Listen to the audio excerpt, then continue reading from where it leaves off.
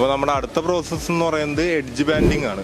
ഇതാണ് edge ബാൻഡിങ്ങിൻ്റെ machine. ഇത് ഹൊമാഗിൻ്റെ ഏകദേശം 25 lakhsോളം വില വരുന്ന ഹൊമാഗിൻ്റെ ജർമ്മൻ മെഷീനാണ്.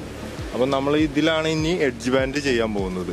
ഈ മെഷീൻ്റെ ഒരു പ്രത്യേകത എന്താണെന്ന് വെച്ച് കഴിഞ്ഞാൽ ഇതിൽ 7ഓളം പ്രോസസ്സിങ് നടക്കുന്നുണ്ട്. നമുക്ക് ഈ മെഷീനിൽ പ്രീ മില്ലിങ് എന്ന് പറയുന്ന ഒരു ഇത് വരുന്നുണ്ട്. ഇപ്പോൾ നമ്മൾ കട്ടിങ്ങിന് ശേഷം വരുന്ന ബോർഡുകൾ എന്തെങ്കിലും തരത്തിലുള്ള ഒരു ചെറിയ അലൈൻമെൻറ്റ് വ്യത്യാസമോ എന്തെങ്കിലും തരത്തിലുള്ള ഒരു ചെറിയ പ്ലൈവുഡിൻ്റെ പീസ് തെറിച്ച് നിൽക്കുന്നതോ അങ്ങനെ എന്തെങ്കിലും ഉണ്ടെങ്കിൽ പ്രീ മില്ലിങ്ങിൽ ആ പ്രശ്നം പരിഹരിക്കപ്പെടും. അതിനുശേഷം അടുത്ത പ്രോസസ്സിങ്ങിലേക്ക് പോകും. എഡ്ജ് ബാൻഡ് ഗ്ലൂയിങ്ങിലേക്കാണ് പോകുന്നത്. എഡ്ജ് ബാൻഡ് ഗ്ലൂയിങ് കഴിഞ്ഞ് എഡ്ജ് ബാൻഡ് ഫിക്സും ചെയ്ത് അടുത്ത ഈ പ്രോസസ്സ് എന്ന് പറഞ്ഞു കഴിഞ്ഞാൽ ആ എഡ്ജ് ബാൻഡ് നമുക്ക് വരുന്നത് പ്ലൈവുഡിൻ്റെ തിക്നെസ് അനുസരിച്ച് അതിൻ്റെ ടോപ്പും ബോട്ടവും ട്രിം ചെയ്യും. അതിനുള്ള മോട്ടോഴ്സും അതിൻ്റെ വീൽസുമാണ് ഈ ഭാഗത്ത് വരുന്നത്.